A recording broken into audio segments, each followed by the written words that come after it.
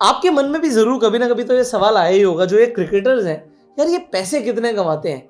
एक मैच खेलने का कितना पैसा मिलता है, T20 खेलने का कितना मिलता है, वनडे खेलने का कितना मिलता है, टेस्ट खेलने का कितना मिलता है, और जो है आईपीएल है, इसमें किस तरीके से प्लेयर्स की कमाई होती है, टीम कैसे पैसे बनाती है, और जो हमारा बीसीसीआई है, इसकी तो जो पैसे की ताकत है, इसकी तो मैं क्या ही बात करूं, क्योंकि इसने पूरी दुनिया के जितने भी क्रिकेट बोर्ड्स हैं उन्हें पीछे छोड़ दिया। हमारे जो आईपीएल के सुपरस्टार्स हैं ना, इनकी एक साल की सैलरी से आप पाकिस्तान सुपर लीग के अंदर पूरी एक टीम खरीद सकते हैं। और जो ये विराट कोहली जैसे प्लेयर्स हैं ना हमारे पास, ये तो अपने आप में पूरी चलती फिरती कॉरपोरेशन बन चुके हैं। तो चलिए आज बात करते हैं बिजनेस ऑफ क्रिकेट की, क्योंकि बिजनेस ऑफ क्रिकेट की ज़्यादा लोग बात नहीं करते कि अल्टीमेटली पर्दे के पीछे क्या चल रहा है, चौकों छक्कों के पीछे पैसा कितना बढ़ता है। सो क्रिकेट अपने आप में $1 बिलियन बिजनेस है, इसमें कोई डाउट नहीं है। बट बीसीसीआई कैसे सब कुछ कंट्रोल कर रहा है ये लोग जानते ही नहीं है। और जो ये क्रिकेट के पीछे की इकोनॉमिक्स है, आज हम इसे डिटेल में एक्सप्लेन करने वाले हैं। सो विराट कोहली जिन्हें आप इतना पसंद करते हैं, आपको पता है उनकी नेटवर्थ कितनी है? एक बार गूगल करना, चलो फिर भी मैं आपको बता देता हूँ। कुछ 1000 करोड़ से ज़्यादा। एक तरफ आप देखते हैं विराट कोहली को, रोहित शर्मा को, और फिर हमारे पड़ोसी मुल्क के अंदर बाबर आजम को कंपेयर किया जाता है विराट कोहली के साथ। बट कुछ पैसों में फ़र्क है। कितना फ़र्क है ये भी मैं आज आपको बताने वाला हूँ।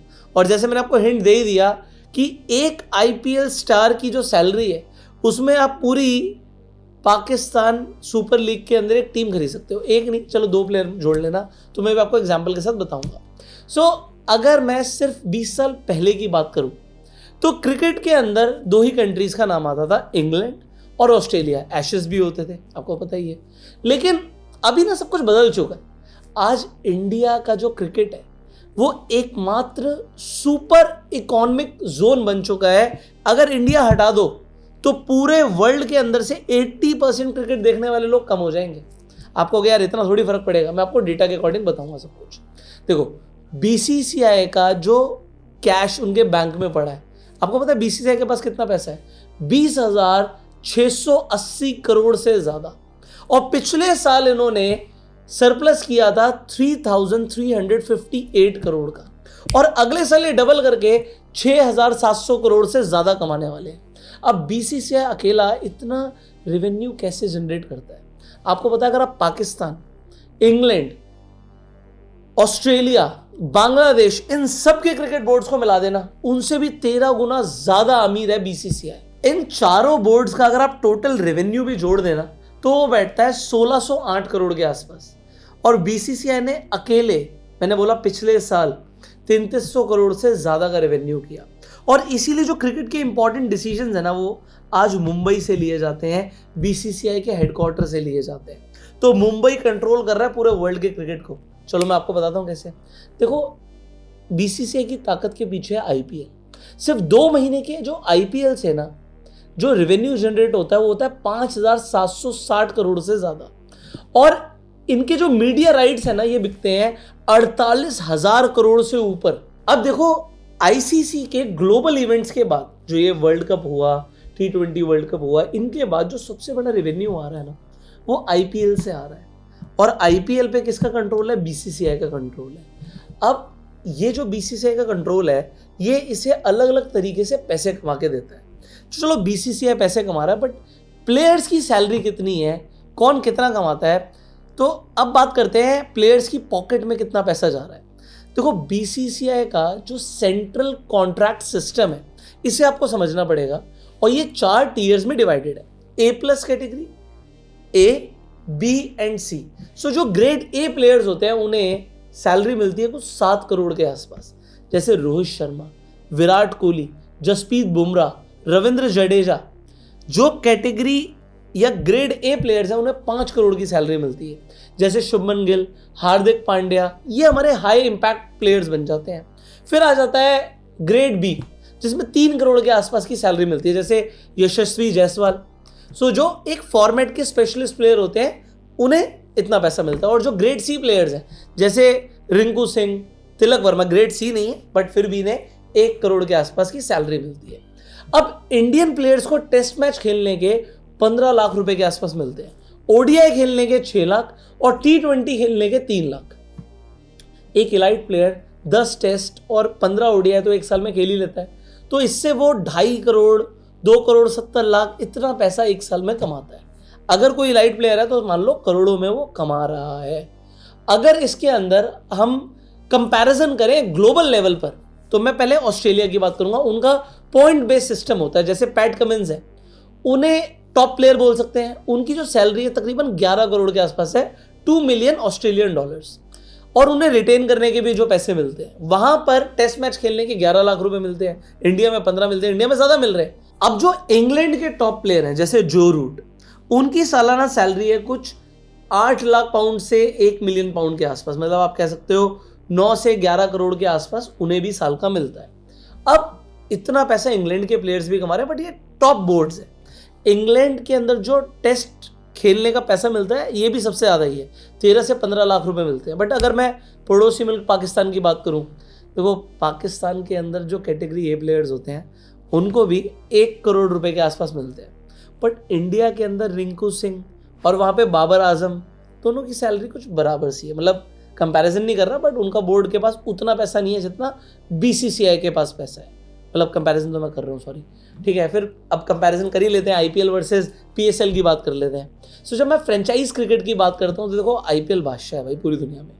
आईपीएल की बराबरी कोई नहीं कर सकता, क्योंकि आईपीएल एक अलग लेवल पर पहुंच गया। मतलब आईपीएल का कंपैरिजन पीएसएल से करना बनता नहीं है, बट फिर भी बता देते हैं। जैसे 2025 के अंदर आईपीएल के ऑक्शंस हुए, पता है आपको, रिकॉर्ड तोड़ ऋषभ पंत को लखनऊ सुपर जायंट्स ने 27 करोड़ रुपए में खरीदा। आईपीएल की हिस्ट्री में वो सबसे महंगे कॉन्ट्रैक्ट साबित हुए। श्रेयस अय्यर को 26.75 करोड़ में खरीदा गया, पंजाब किंग्स ने खरीदा। अब अगर इसका कंपैरिजन मैं पाकिस्तान की सुपर लीग से करता हूँ, तो आप देखिए जनवरी 2006 में ही पाकिस्तान की एक नई फ्रेंचाइजी पाकिस्तान सुपर लीग में हैदराबाद आई है, 55.57 करोड़ के आसपास वो बिकी है। सो अगर आप ऋषभ पंत और श्रेयस अय्यर की जो आईपीएल की सैलरी उसे जोड़ दें, तो इतने में आप जाके पूरी एक टीम खरीद लोगे। और इंडिया में एक टीम की सबसे सस्ती आईपीएल फ्रेंचाइजी की क्या कीमत है, कमेंट में बताइएगा। सबसे सस्ती फ्रेंचाइजी कौन सी है और उसकी वैल्यूएशन क्या है। अब देखो वैल्यूएशन तो बहुत ज़्यादा है, आईपीएल की परचेजिंग पावर भी बहुत ज़्यादा है। भाई अंबानी बैठ रहा है यार, मतलब अंबानी का बेटा ऑक्शन में बैठ रहा है, तो वही कुछ भी खरीद सकते हैं। अब देखो इंडिया के अंदर जब ऑक्शंस होते हैं तो अच्छे प्लेयर्स 14 करोड़ रुपए के आसपास बिकते हैं। बट अगर मैं पीएसएल के अंदर प्लैटिनम कैटेगरी की बात करता हूँ, जैसे बाबर आजम जैसे प्लेयर्स, सो उनको उतना पैसा नहीं मिलता। पाकिस्तान सुपर लीग के अंदर जो सबसे महंगे प्लेयर गए वो गए डेविड वार्नर, 2.57 करोड़ में। उससे 10 गुना ज़्यादा ऋषभ पंत ने आईपीएल में कमाए।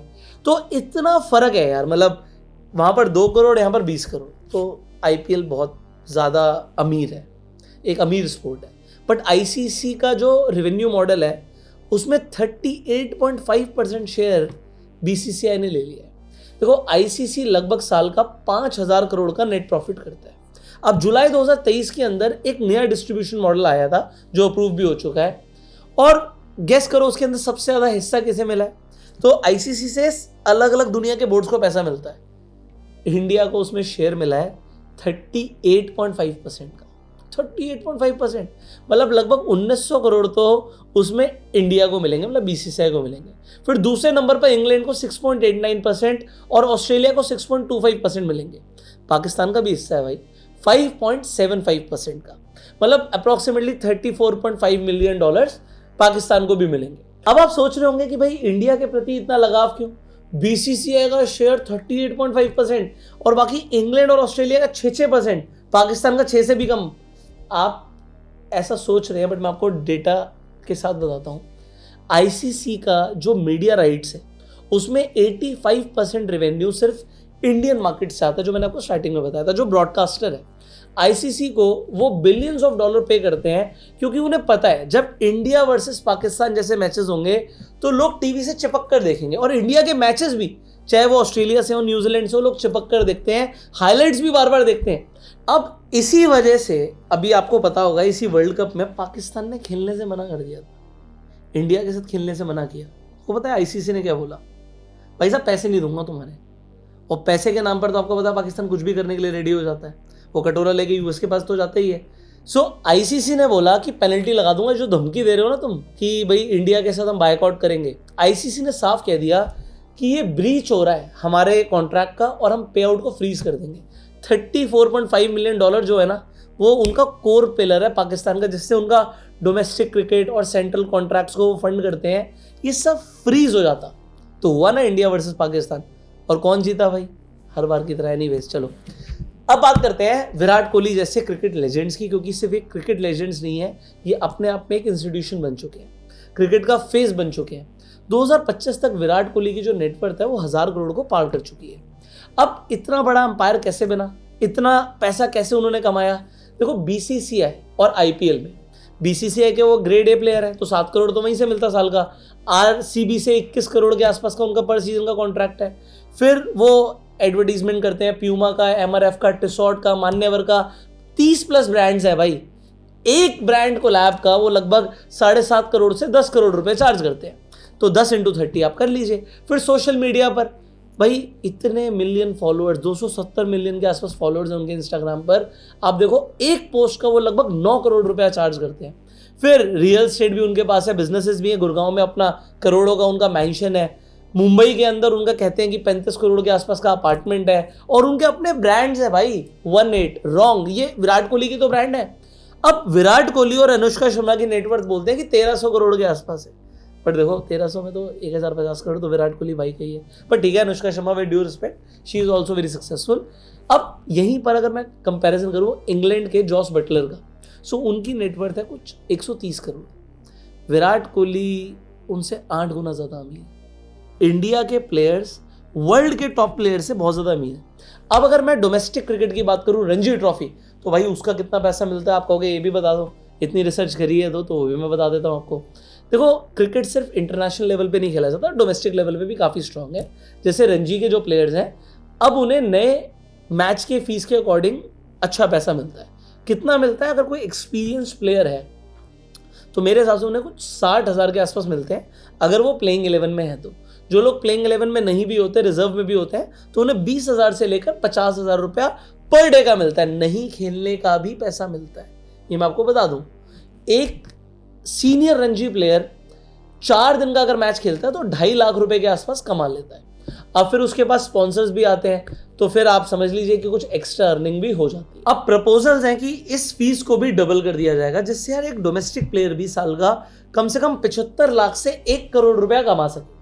और इसीलिए आप देखते हो जो इतनी अकेडमीज खुली है ना, पेरेंट्स चाहते हैं हमारा बच्चा क्रिकेटर बन जाए, क्योंकि यार इतना पैसा और किस प्रोफेशन में है भाई।